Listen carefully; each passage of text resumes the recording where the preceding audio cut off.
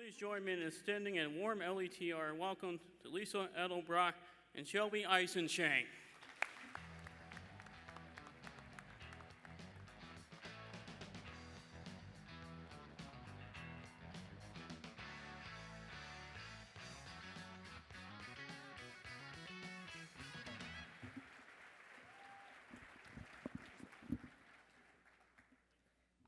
Good morning. We are here today to give you our story of hope, perseverance, trials, faith, and what the power of love can overcome. A story of how Special Olympics changed one child, who changed a family, who changed a community. In every good story, there is an underdog. The one we all root for, the one we can't wait to see where he goes. That, my friends, is this amazing guy standing next to me. That underdog is Shelby. I am Lisa Edelbrock. I'm an author, a coach, a mentor, a unified partner, a head of delegation for the St. Cloud Wolves team, coach for the 2014 and 2022 USA National Games, and head coach for the cornhole team for the 2026 USA Games in Minnesota. But my greatest accomplishment is who I have raised, my daughter Sasha and my son Shelby. Before we start our Shelby's journey, I would like to acknowledge the siblings.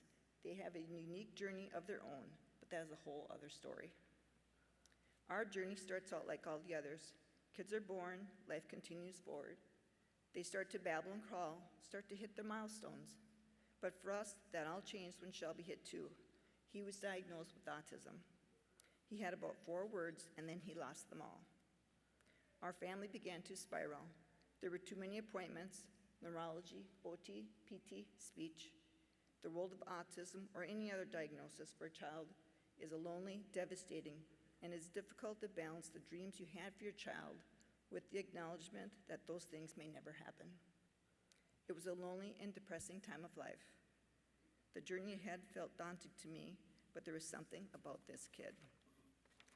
When I looked into these big green eyes looking at me, I always saw a spark. He was drawing me into his world. He was leading me into what he needed.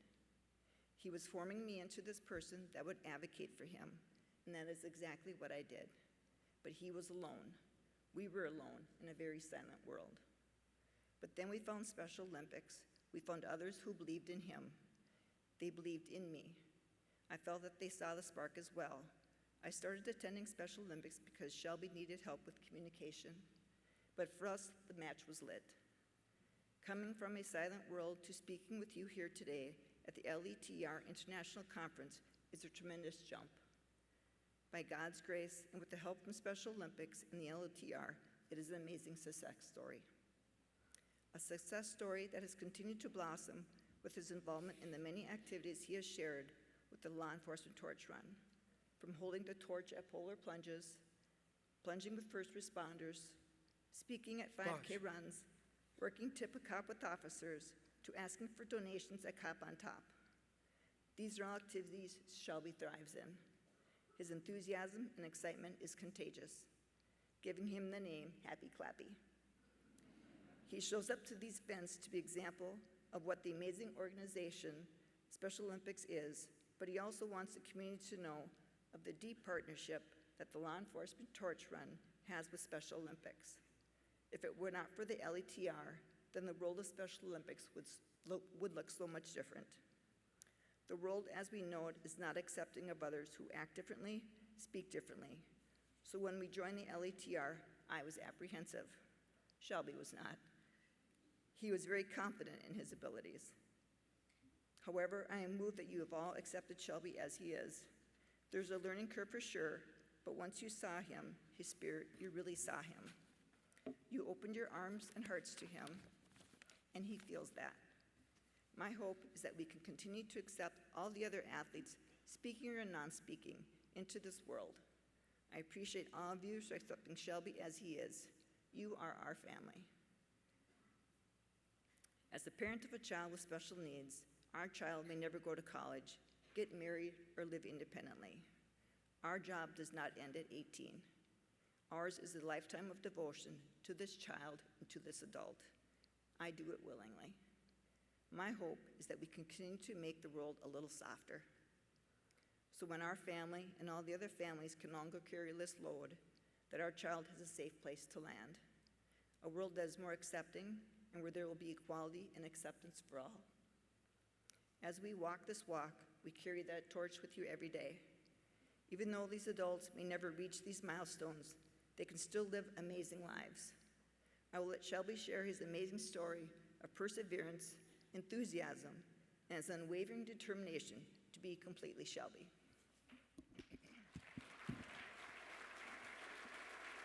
My name is Shelby Eisenschenck.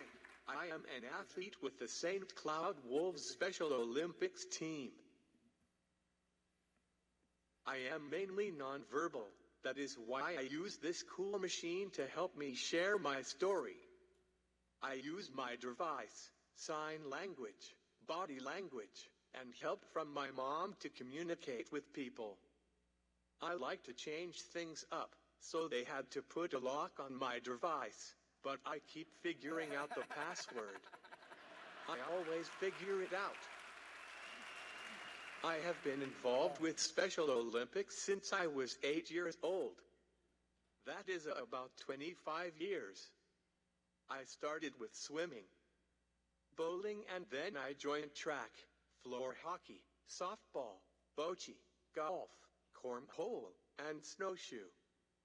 My favorite sport is swimming. The water calms me, and I love the feeling of it when I go fast. My mom was looking for people who would accept me for me.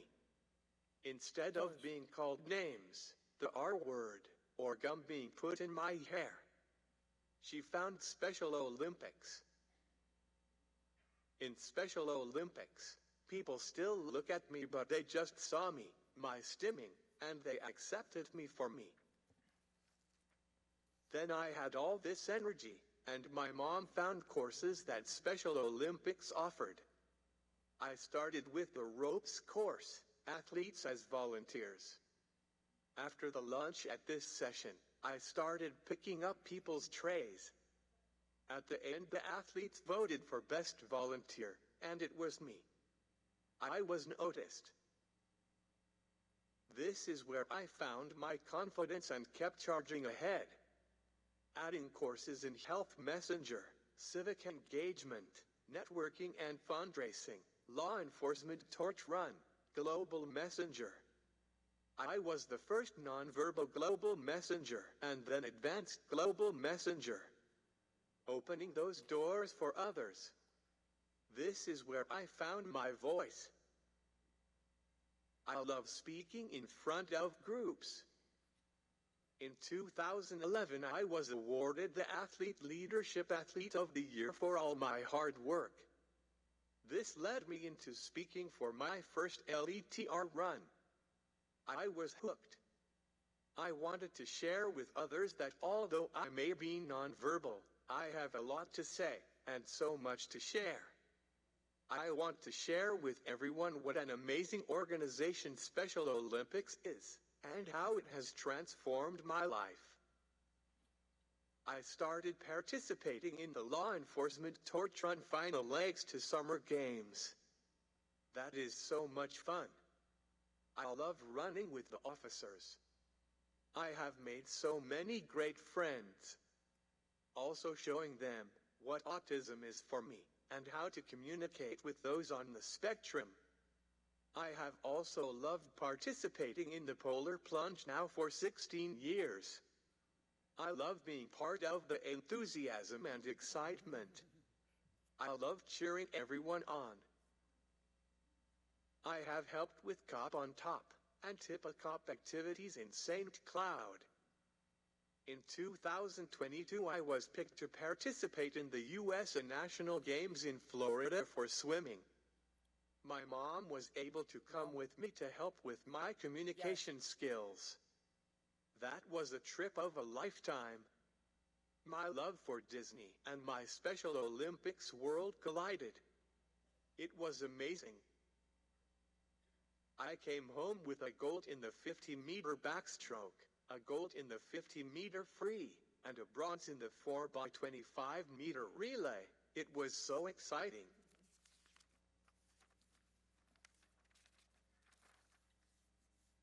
But what I really came home with is amazing memories and a drive to do more.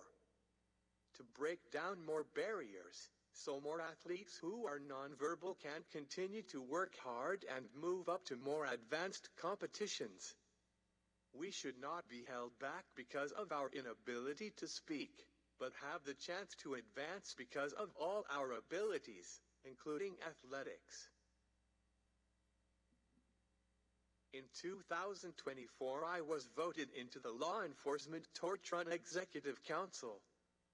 There I made more friends and continued to share my activities and abilities. I was able to attend the LETR International Conference in San Antonio, Texas. Another trip of a lifetime. I loved the courses and most of all running in the 5K. To not be alone and be part of this organization is amazing on so many levels. I am honored to speak with you here today to spread the message of hope to others. Although we may be different, we all have something positive and different to contribute to this amazing adventure called life. I am very proud to call you my friends. We athletes look to you to guard the flame of hope, and to carry it forward for all the other athletes who are just coming into the light. They need to see that they are not alone. So when you meet Special Olympics athletes, I would ask you to continue looking at these athletes and accepting them for who they are, like you did for me.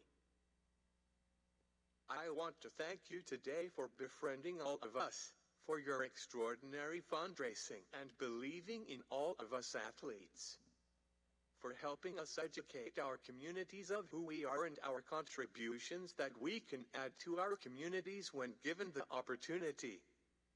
You are all amazing.